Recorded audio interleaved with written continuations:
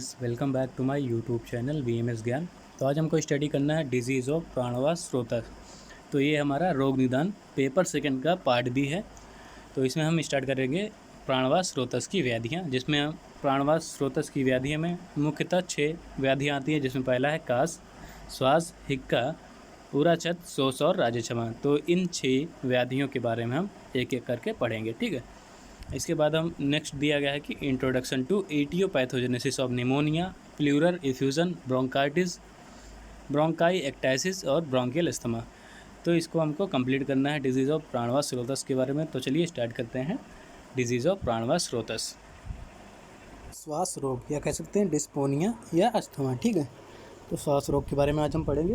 तो सबसे पहले हम श्वास रोग का परिचय देख लेते हैं, या श्वास रोग का इंट्रोडक्शन देख लेते हैं, ठीक है। तो आचार्य चरक ने हिक्का तथा श्वास रोग में दोष तथा स्रोतस की समानता होने के कारण दोनों व्याधियों का एक साथ वर्णन किया है, ठीक है। तो आचार्य चरक ने हिक्का और श्वास, हिक्का जो हमने पहले पढ़ लिया था, तो हिक्का की वीडियो हमने चैनल पे अपलोड कर दी है। आप जाके चैनल पे हमारे प्लेलिस्ट ओपन करके हिक्का की वीडियो देख सकते हैं, ठीक है।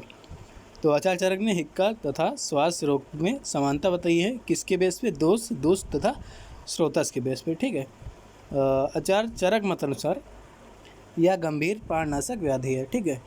जो आचार्य चरक कहते हैं कि ये जो श्वास रोग है या अस्थमा या डिस्पोनिया जो होती है वो गंभीर प्राणनाशक व्याधि है।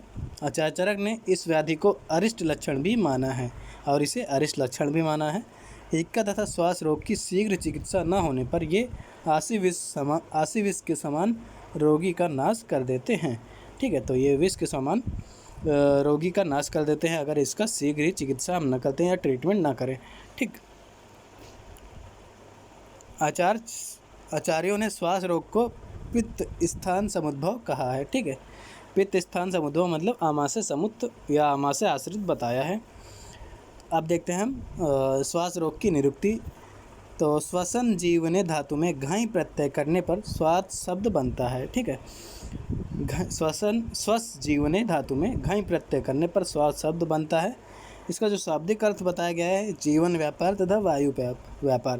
तो श्वास रोग का जो शाब्दिक अर्थ है उसे हम जीवन व्यापार या वायु व्यापार कह सकते हैं, अर्थात जिस रोग में जीवन व्यापार में कष्ट हो उसे हम श्वास रोग कहते हैं, ठीक है। तो ऐसा रोग जिसमें जीवन व्यापार में या वायु व्यापार में कष्ट हो उसे हम श्वास रोग कहते हैं, या हम कह सकते हैं कि जिसमें रिस्पायरेशन में के ट्रांसपोर्ट में प्रॉब्लम हो, ठीक है। रिस्पायरेशन में बद्धता उत्पन्न हो रही हो तो उसे हम श्वास रोग कहते हैं, अस्थमा कहते हैं, ठीक। प्रमुख संदर्भ ग्रंथ चरक संहिता में वर्णन है, सुश्रुत संहिता उत्तर तंत्र में, अष्टांग हृदय चिकित्सा स्थान में, माधव निदान में, ठीक है। तो ये संदर्भ ग्रंथ है, वहाँ से आप देख सकते हैं इसके बारे में। अब देखते हैं श्वास रोग के निदान, कौन कौन से ऐसे निदान हैं या कारण हैं या आहार विहार जिसका सेवन करने से या आचरण करने से श्वास रोग उत्पन्न होता है। तो आचार्य चरक मत अनुसार श्वास रोग के निम्न निदान हैं। पहला है धूल अथवा धूम का श्वास मार्ग में प्रविष्ट होना, ठीक है। धूल मतलब मिट्टी वगैरह, धूल वगैरह, तथा धूम मतलब धुएं का श्वास मार्ग में प्रविष्ट होना, वहाँ पे प्रवेश करना। दूसरा बताया गया है कि शीत स्थान या शीतल जल का अति सेवन, ठीक है। तो शीत स्थान पे शीतल जल का अति सेवन करने से, अति व्यायाम और अति व्याव करने से।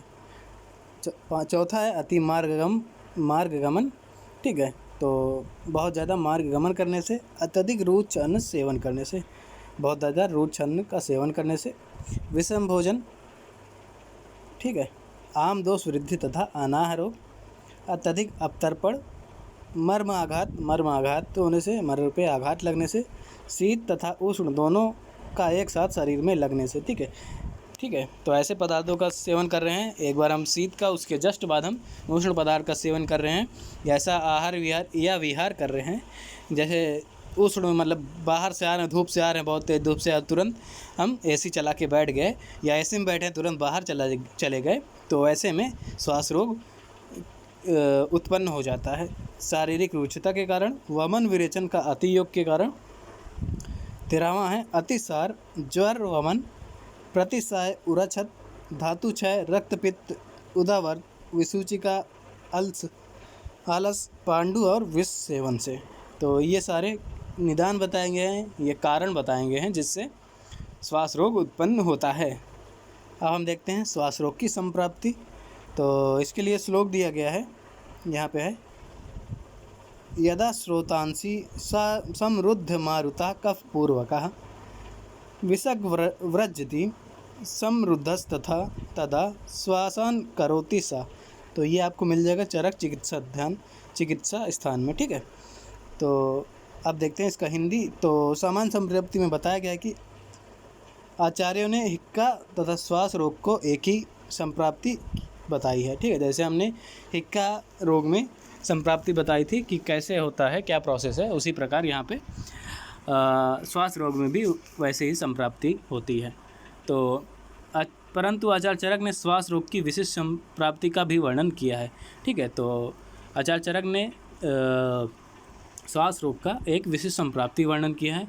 जब बताया उन्होंने कि जब कफ के साथ प्रकोपित वायु, प्राण, अन्न तथा उदक वाह स्रोतों को अवरुद्ध कर कफ दोष द्वारा स्वयं रुकी हुई वायु शरीर में फैले हुए विभिन्न स्रोतों में गमन करती है, तब श्वास रोग की उत्पत्ति होती है, ठीक है। तो जैसे हमने देखा था कि निदान सेवन से कफ का प्रकोप हो रहा है, और प्रकोपित कफ जो होता है वो प्राण व स्रोतस में वहाँ से कफ को उभाड़ कर कफ को प्रकोपित करता है, जिससे प्राण व अन्न व और उदक व स्रोतसों में बद्धता उत्पन्न होती है या अवरोध उत्पन्न होता है, ठीक है। और कफ द्वारा जो स्रोतों में बद्धता उत्पन्न होती है या अवरोध उत्पन्न होता है, उससे जो वायु का या वात का विमार्ग गमन होता है, मतलब अपने मार्ग से दूसरे मार्ग पर जाना, तो उसके कारण वो विभिन्न स्रोतों में जाती है या गमन करती है, जिससे यहाँ पे देखिए विभिन्न स्रोतों में वो जो वायु है या वात है वो विभिन्न स्रोतों में गमन करती है या उसका विमार्ग गमन हो जाता है, अपने मार्ग को छोड़कर दूसरे मार्ग पर जाने लगती है। तो इसी के कारण श्वास रोग की उत्पत्ति होती है। श्वास रोग की उत्पत्ति में आमदोष तथा अग्निमंद का विशेष महत्व रहता है, तथा जो श्वास रोग है, श्वास रोग की उत्पत्ति में आमदोष और अग्निमंद का विशेष महत्व बताया गया है। विशेष संप्राप्ति इसे बताया संप्राप्ति चक्र। तो अति निदान के सेवन से वात प्रकोप होता है, ठीक है। वात प्रकोप के कारण वात जो होता है वो कफ को उभाड़कर कफ का प्रकोप करता है, जिससे अग्निमंद स्थिति उत्पन्न होती है, ठीक है। इससे आम विष की उत्पत्ति होती है, मतलब आम बनता है, फिर उसके बाद आम विष की उत्पत्ति होती है, जिससे रस धातु आदि की पोषण नहीं होता, जिससे रस धातु दुष्टि उत्पन्न होती है और मूलभूत कफ दोष वृद्धि होती है, ठीक है। और कफ दोष की वृद्धि होती है। और जो वृद्ध कफ जो होता है वो वृद्ध कफ के कारण स्रोतस में अवरोध उत्पन्न होता है, ठीक है। और दूसरी तरफ जो वात है वो प्रकोपित होकर मार्ग का अवरोध होने के से कफ के द्वारा मार्ग के अवरोध होने से विमार्ग गमन करता है, जिससे श्वास लेने में कठिनाई होती है या कष्ट उत्पन्न होता है और श्वास रोग उत्पन्न हो जाता है या अस्थमा या डिस्पोनिया उत्पन्न हो जाता है, ठीक है। अब हम देखते हैं फैक्टर संप्राप्ति घटक। तो दोष बताया गया इसमें वात और कफ दोष दो मेनली इंक्लूडेड हैं। दोष से है रस धातु और प्राण वायु, ठीक है। अधिष्ठान, इसका अधिष्ठान है प्राण व स्रोतस और आमाशय में, ठीक है। स्रोतो दृष्टि लक्षण में संग और विमार्गमन देखा गया है। वायु का विमार्गमन होता है और कफ जो होता है वो संग लाता है, संग उत्पन्न करता है, अवरोध उत्पन्न करता है। स्वभाव जो होता है ये चिरकारी होती है, मतलब लंबे समय के लिए होती है। अग्नि दृष्टि जो होती है वो अग्निमंद के कारण अग्नि दृष्टि होती है। साध्यता असाध्यता पे नज़र डालते हैं तो ये कृच साध्य होती है, मतलब कठिनाई से ठीक होने वाली होती है। स्रोतस कौन कौन से आते हैं इसमें? प्राण व आते हैं, उदक व स्रोतस और अन्न व स्रोतस, ये तीन इंक्लूडेड हैं, जैसे कि हिक्का में या हिकअप में इंक्लूडेड थे, ठीक है। अब हम भेद देखते हैं, इसका भेद कौन कौन सा भेद है।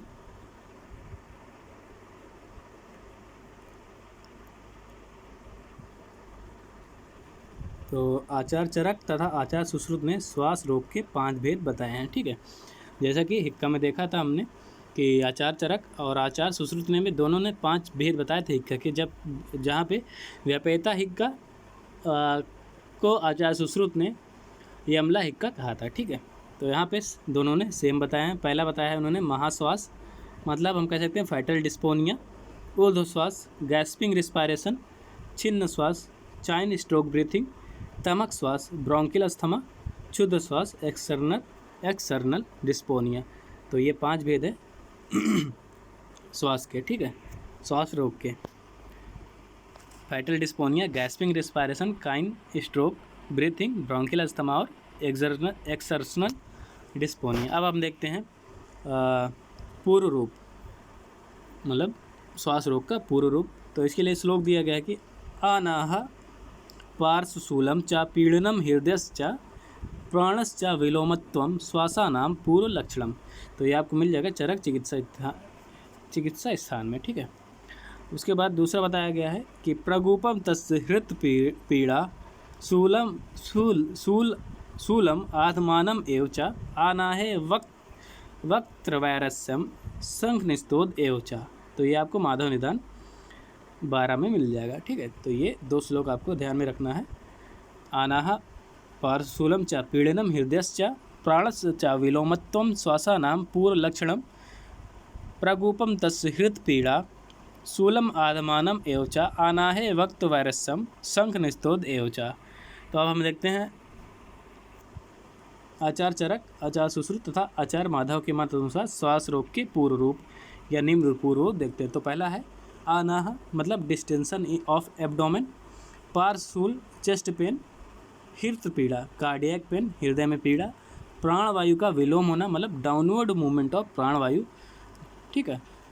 जो नॉर्मल इसका प्राणवायु का मूवमेंट होता है वो अपवर्ड होता है, यहाँ पे विलोम डाउनवर्ड मूवमेंट होता है। शूल मतलब मस्कुलर पेन होता है, भक्त वेद एनोरेक्सिया, अर्ती रेस्टलेसनेस बेचैनी, आस्वायरस बिटर टेस्ट ऑफ माउथ, ठीक है। आस्वायरस मतलब यही होता है। शंख भेद पेन इन टेम्पोरल रीजन। तो ये पूर्व रूप बताए गए हैं श्वास रोग के। आनाह पार्श्वशूल हृद पीड़ा प्राणवायु का विलोम होना, शूल भक्त देश अर्ति आस्वायरस शंख भेद, ठीक है। अब हम देखते हैं शंख रोग के विभिन्न भेदों में दोष स्थिति। कौन कौन से भेद में किस किस दोष की स्थिति होती है वो हम एक एक करके देखते हैं। तो श्वास रोगों के 5 भेदों में विभिन्न दोषों का बाहुल्य निम्न सारणी में दर्शाया गया है। तो कौन कौन से भेदों में कौन कौन सी दोषों की बहुलता रहती है या कौन कौन सी दोषों की प्रधानता रहती है वो हम देखते हैं। तो महाश्वास में वात की प्रधानता होती है, ऊर्ध्वश्वास में वात की प्रधानता, छिन्न श्वास में वात और कफ की प्रधानता, तमक श्वास में कफ की प्रधानता, क्षुद्र श्वास में वात प्रधानता, ठीक है। तो 3 ऐसे हैं, महाश्वास, ऊर्ध्वश्वास और क्षुद्र श्वास। इस तीनों में वात की प्रधानता रहती है और तमक श्वास एक ऐसा है जिसमें कफ की प्रधानता रहती है और छिन्न श्वास एक ऐसा है, इसको याद रखिएगा बस, छिन्न श्वास जो है जो इसमें दोनों दोषों की प्रधानता रहती है, मतलब वात और कफ की प्रधानता रहती है। बाकी महाश्वास, ऊर्ध्वश्वास और क्षुद्र श्वास में वात की प्रधानता रहती है। अब हम लक्षण देखते हैं एक एक करके इन भेदों का। तो श्वास रोग के भेद अनुसार लक्षण निम्न प्रकार से प्रकट हो सकते हैं। तो पहला हम देखते हैं महाश्वास के लक्षण, ठीक है। तो इसमें बताया गया है कि मत वाले सांड की गर्जना के समान शब्दयुक्त श्वास, ठीक है। तो जैसे सांड जो होता है वो गर्जता है, चिल्लाता है, वैसे महाश्वास के रोगी में ऐसे शब्दयुक्त श्वास उत्पन्न होती है, मतलब सांड की गर्जना की सांड की आवाज़ की तरह। ज्ञान विज्ञान का नष्ट होना तथा नेत्र चंचल होना, मतलब नेत्र में चंचलता उत्पन्न होती है। मुख तथा नेत्र की विकृति, ठीक है। मलमूत्र की अप्रवृत्ति, मलमूत्र जल्दी नहीं निकलता, मतलब या असमय पे निकलता है। वाणी का क्षीण होना, ठीक है, बोलने में कठिनाई होना या बोलने में कमी होना। दीनता, श्वास की उच्च ध्वनि होने से दूर से ही सुनाई देना, ठीक है। तो इसमें क्या होता है, बहुत तेज रोगी श्वास लेता है जिससे श्वास की ध्वनि दूर से ही सुनाई देती है। तथा शिराशूल तथा पार्श्वशूल, ठीक है। तो ये सारे महाश्वास के लक्षण बताए गए हैं। अब हम देखते हैं ऊर्ध्वश्वास के लक्षण। तो रोगी के श्वास स्रोतों का मुख कफ में आवृत रहता है। रोगी के श्वास व स्रोतों का मुख कफ से आवृत रहता है, मतलब ढका हुआ रहता है। आवृत यहाँ ढका हुआ रहता है, ठीक है। तो यहाँ पे जो रोगी का श्वास व स्रोत होता है उसका जो मुख होता है वो कफ से ढका होता है या कफ से आवृत रहता है। रोगी देर तक श्वास छोड़ता है, मतलब छोड़ता बाहर की ओर बहिश्वसन तथा अंतःश्वसन में कष्ट होने के कारण श्वास को उतनी देर तक अंदर नहीं खींच पाता। ठीक है, तो रोगी जो होता है वो बाहर निकालते टाइम मतलब एक्सपायरेशन के दौरान वो देर तक श्वास को छोड़ता है, जबकि इंस्पायरेशन के दौरान वो उतनी देर तक, जितनी देर तक एक्सपायरेशन कर रहा है उतनी देर तक इंस्पायरेशन नहीं कर पाता है। ठीक, इसे हम prolonged expiration and short inspiration कहते हैं। ठीक है, ऊर्ध्व दृष्टि, बार बार मूर्छा, फ्रीक्वेंट फेंटिंग अटैक्स। तो इसमें क्या होता है, ऊर्ध्व श्वास में बार बार मूर्छा उत्पन्न होती है, मतलब फ्रीक्वेंट व्यक्ति जो होता है रोगी हो जाता है, ऊर्ध्व श्वास के रोगी में फ्रीक्वेंट फेंटिंग अटैक आता है। 5वां है बेचैनी तथा मुख शोष, रेस्टलेसनेस कह सकते हैं, और ड्राइनेस ऑफ माउथ। 6वां है ऊर्ध्व श्वास के प्रकोपित होने से आधा श्वास का रुक जाना। ठीक है, तमः प्रवेश मतलब darkness in front of eyes. तो ऊर्ध्व श्वास रोग में या ऊर्ध्व श्वास रोगी में तमः प्रवेश होता है, मतलब उसके आँखों के सामने अंधेरा छा जाता है, और मर्म स्थान में वेदना होती है, वाइटल ऑर्गन्स में वेदना होती है, दर्द होता है, पेन होता है, स्वर विकृति, हॉर्सनेस ऑफ वॉइस। तो और जो उसकी आवाज़ होती है उसमें खराश उत्पन्न हो जाती है, भारी आवाज़ होती है। अब हम देखते हैं छिन्न श्वास के लक्षण। इसमें क्या होता है कि रोगी का रुक रुक कर श्वास लेना होता है। रोगी जो होता है, छिन्न श्वास का रोगी जो होता है वो रुक रुक कर श्वास लेता है। कभी कभी श्वास प्रक्रिया का अल्प समय के लिए बंद होना। तो इसमें कभी कभी जो श्वास प्रक्रिया होती है, रिस्पायरेशन की जो प्रोसेस होती है वो थोड़े समय के लिए बंद हो जाती है, और मर्म स्थानों में कर्तनवत पीड़ा होती है। ठीक है, मरोड़ जैसी पीड़ा। अनाह उत्पन्न होता है, डिस्टेंशन ऑफ एब्डोमेन, स्वेदता अधिक, एक्सेसिव स्वेटिंग होती है, मूर्छा, फेंटिंग होती है, बस्ती प्रदेश में दाह। ठीक है, तो यूरिनरी ब्लडर, उसमें बर्निंग होती है या जलन होती है। एक नेत्र का रक्त वर्णीय होना, नेत्रों को अश्रुपूरित होना। ठीक है, और इसमें क्या होता है, एक नेत्र जो होता है या एक आँख जो होती है वो रक्त वर्ण की हो जाती है, मतलब वो एक आँख लाल हो जाती है और दोनों आँखों में आंसू भरा मिलता है। 9वां है संज्ञा हानि, मुख शोष, वर्ण विकृति तथा प्रलाप का होना। संज्ञा हानि हो जाती है, मुख शोष होता है तथा वर्ण विकृति और प्रलाप उत्पन्न हो जाता है। और लास्ट है संधि बंधनों का ढीला होना। ठीक है, तो जो जॉइंट्स होते हैं वो ढीले हो जाते हैं। अब हम देखते हैं हमारा चौथा तमक श्वास के लक्षण। नूतन अवस्था में तमक श्वास साध्य होता है। ठीक है, तथा जीर्ण अवस्था में कृच्छ साध्य होता है।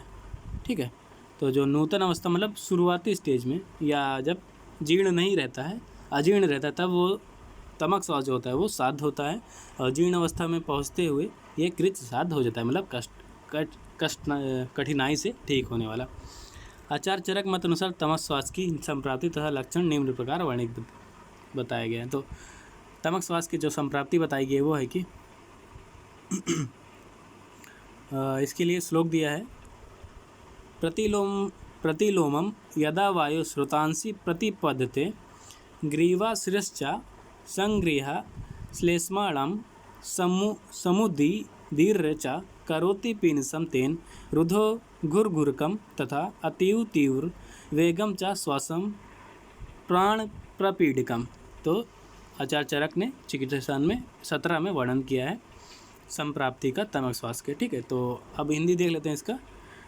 तो निदान सेवन से कफ अधिक होकर श्वास का मार्ग अवरोध हो जाता है। तो जब हम निदान का सेवन करते हैं तो कफ की अधिकता से श्वास का मार्ग जो होता है वो उसमें अवरोध उत्पन्न हो जाता है, अतः वायु प्रकोपित होकर प्रतिलोम गमन करती है। ठीक है, तो नीचे की ओर प्रतिलोम मतलब नीचे की डाउनवर्ड मूवमेंट करने लगती है, तथा ग्रीवा तथा सिर प्रदेश को जकड़कर कफ को उभाड़कर पीनस रोग को उत्पन्न करती है। ठीक है, तो ग्रीवा मतलब गर्दन और सिर प्रदेश को जकड़कर कफ को उभाड़कर पीनस रोग उत्पन्न करती है। गले में गुरगुराहट के साथ अत्यंत तीव्र वेग से प्राणों को पीड़ा युक्त करने वाला श्वास रोग उत्पन्न करती है।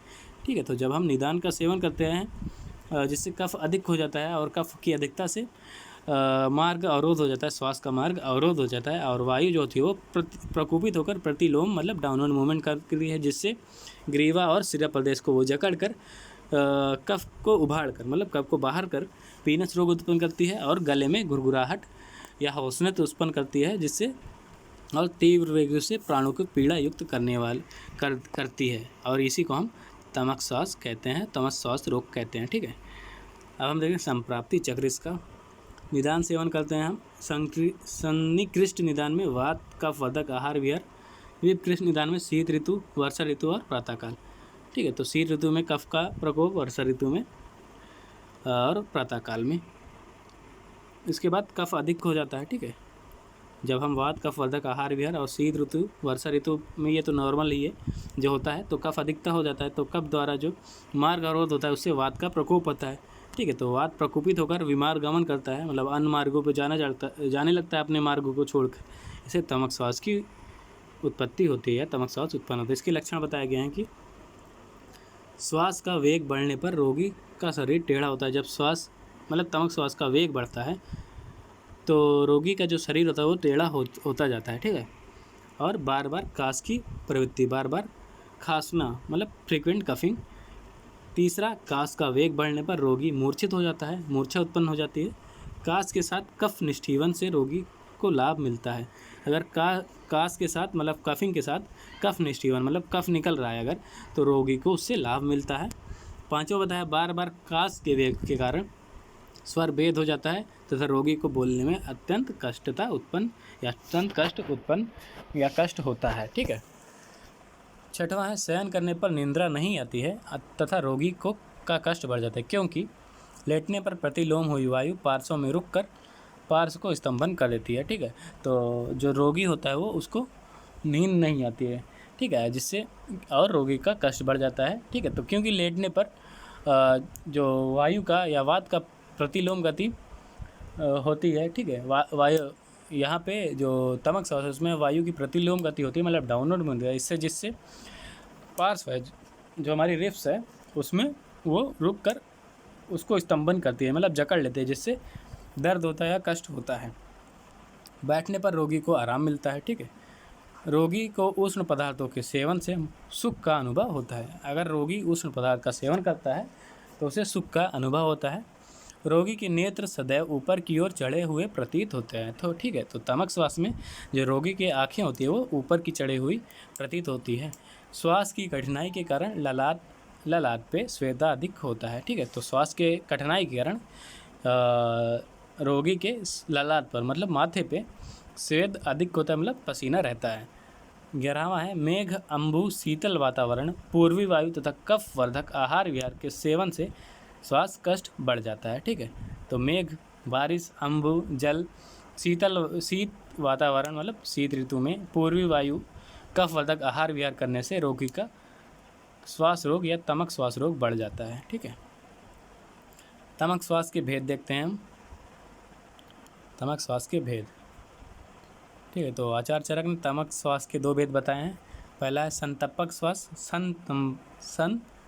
तमक श्वास और प्रातमक श्वास। संतमक श्वास को हम ट्रॉपिकल इस्नोफीलिया कहते हैं और प्रातमक श्वास को bronchial asthma super imposed infection कहते हैं। ठीक है, समतमक श्वास में